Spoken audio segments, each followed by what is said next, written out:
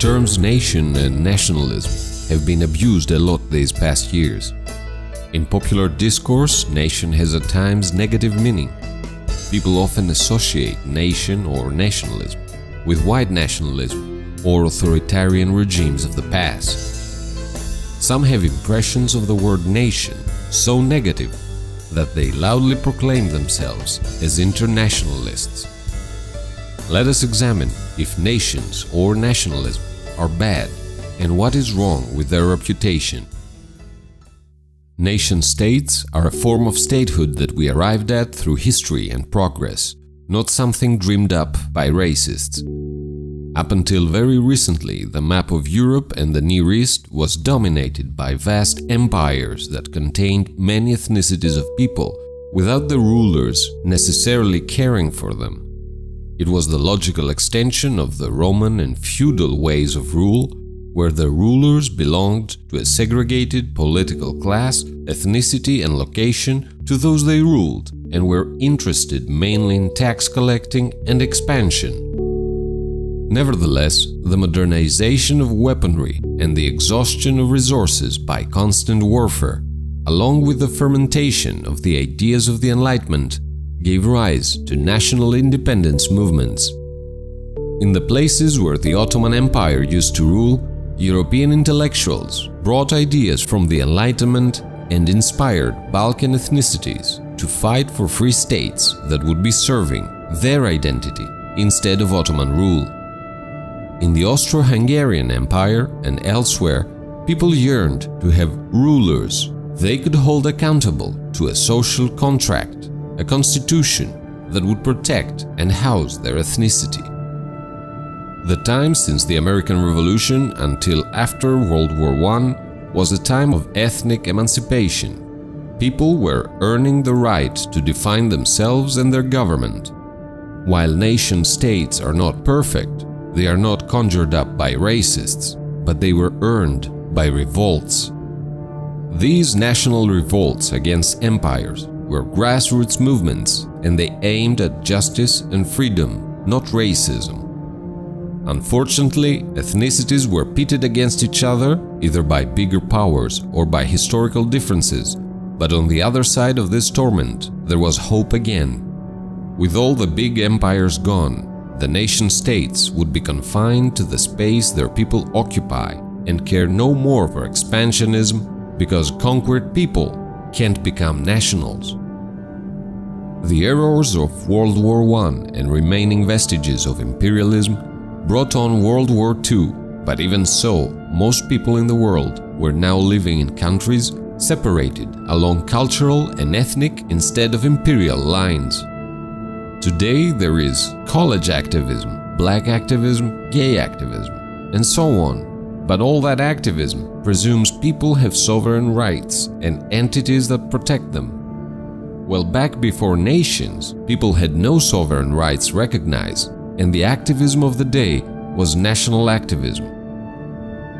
The concept of nation-states, in its core, is the promise nationals give to each other that they will watch out for each other's freedom and independence, no matter what the rest of the world does, just how they did on their fight for national independence.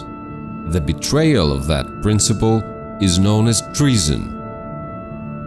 In the beginning, there were tribes. When tribes grew enough to border with each other, there was war. Tribal wars were solved by empires at the cost of blood and autocratic rule. Empires dominated statehood from the time of Persians and Romans up until very recently. Nations are not an evil, divisive contraption of some bigot like Antifa would have you believe. Nations are what ended the violent authoritarian ways of empires and ushered in the era of the free individual. People have conflicts. The assumption that no national borders means no conflict is a dangerous delusion. Nation-states reduced the amount of conflict in the world by any metric. There is still a very long way to go until we approach a truly peaceful human society. Yet nations are not an obstacle on our way to peace, but the pavement. The most room for improvement now rests with individuals. The nation-states produced the most free individuals of any century. The concern now is, what do we do with all that freedom? Do we get into identity politics or baseless ideologies and ruin the whole thing? Do we get complacent in our temporal comfort and keep voting for corrupt politicians that talk the sound bites we like? Or do we use the platform of nations to propel individual freedom to the next level? Internationalists today are not unlike emperors of the past who dreamed of superstates and created disasters. Not all emperors were evil. Some dreamed of more unity and stability in the world. But time and time again, it has been indicated by history that huge state formations who disregard ethnic diversity fail violently sooner or later, like Rome or the USSR. Nations are the balanced compromise between something too big to be productively cohesive and something too small to survive and evolve.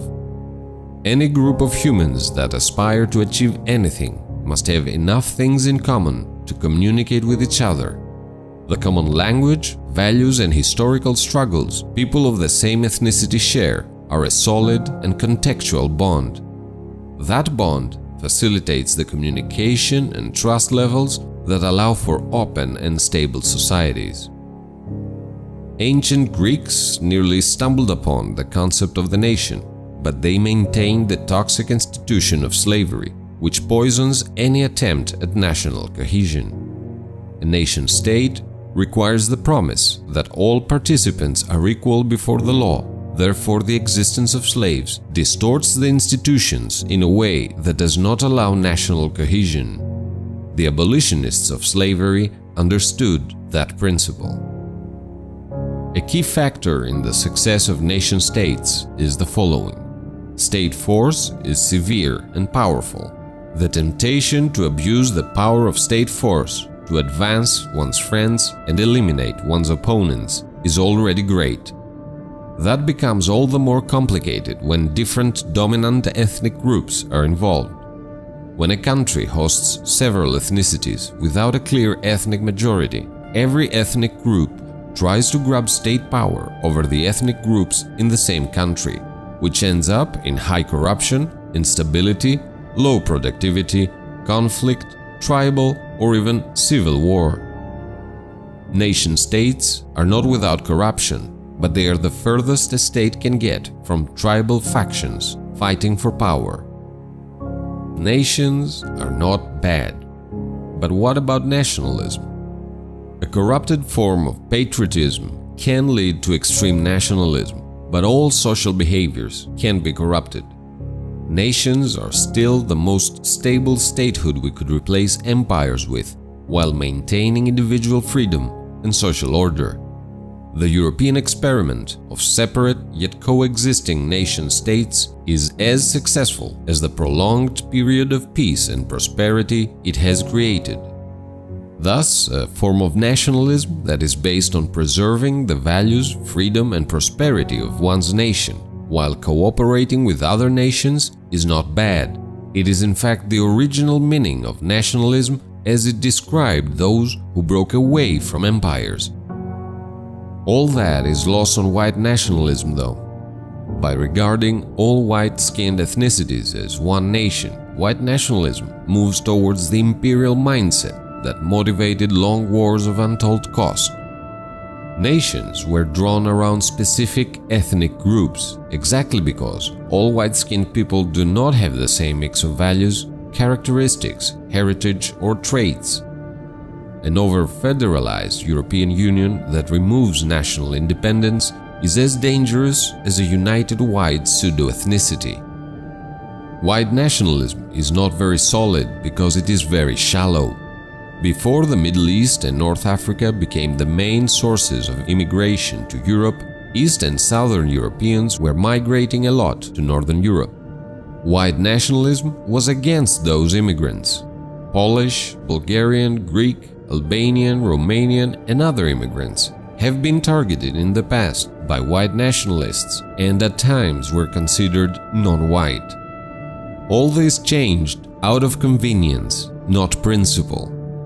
Thus, any alliance based on skin color is doomed to be plagued by future infighting once the shallow bond of skin gives way under true differences. I see no problem with anyone standing up for and defending European values, especially in our times. Nevertheless, skin color is not European values, and if people think that by preserving skin color they preserve the values too, then we are due for some sort of new dark ages. Our society is already plagued by complacency and wasted resources. Telling people that they carry their values in their genes is licensed to neglect those very values themselves. If this was about the values, then it should not be called white nationalism. This goes further back. National Socialists and Fascists are not nationalists. Hitler and Mussolini, who are often mentioned as nationalists, were actually imperialists who used national pretenses to march national armies into imperialist wars. Mussolini was keen to conquer some of the Balkans and Africa, and Hitler wanted to go end communism a few countries down the map. He also exterminated and subjugated Jews who lived outside Germany. Hitler claimed to care for Germanic populations who were misplaced after the treaties of World War I, but I can tell you that the destruction of Europe during his expansive frenzy did not help them at all. While Hitler and Mussolini abused the ethnic bond to motivate their subjects, they aimed at conquest and rule far outside their ethnic dominion, which is imperialist behavior. Additionally, they deprived their subjects of equality before the law. Thus, they share nothing in common with the original nationalists of independence. To put this in perspective, at the time of Hitler, the French resistance and all national resistance groups and partisans were actual nationalists opposing Hitler, the imperialist. Any modern so-called nationalist movement that pays homage to Hitler's principles is unrelated to movements of national autonomy, which are the true nationalism. White nationalists, Antifa, and Stalinists share a strong fetish for the word nation to a perplexing degree, but there is a fundamental answer for that. The institution of a nation-state is pretty powerful, which relates strongly to the agendas of these groups. The Stalinists want nation to mean not only a group of people with common language and heritage, but also a group of people with identical income.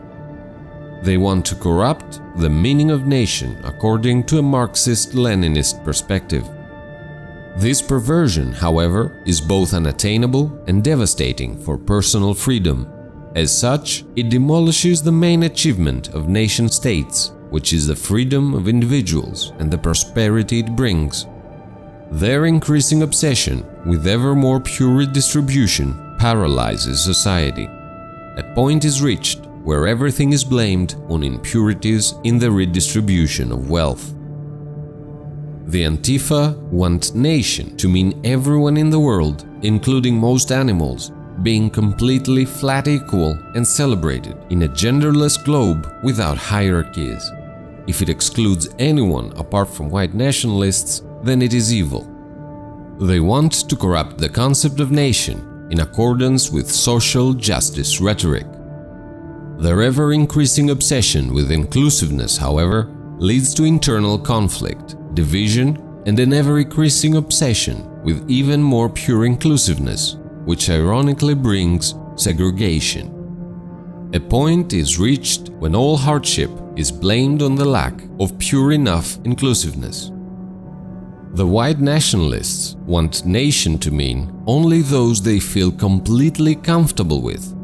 A racial safe space, which of course is subjective and leads to the 100% true Bavarian phenotype paradox. That initiates a vicious circle of conflict and increasing obsession with supposed racial purity that lead to social decomposition. Then a point is reached where for every wrong behavior, genetic impurity is the assumed culprit. This again demolishes the true benefit of nation-states, which is free individuals. Obsessions with supposed racial purity lead people to such oxymoronic stupidity, and all benefits of national cohesion are lost. White nationalists, Antifa and Stalinists want to abuse, attack or subvert the concept of a nation to advance their own agendas. Nevertheless, the concept of a nation has its own agenda, which is to offer opportunity and freedom to its members while assuring stability and the continuation of their values and heritage. No matter how much extremists try to taint or attack nationalism, the true spirit of nationalism will always be the popular revolts of emancipation and independence that ended imperial autocracy.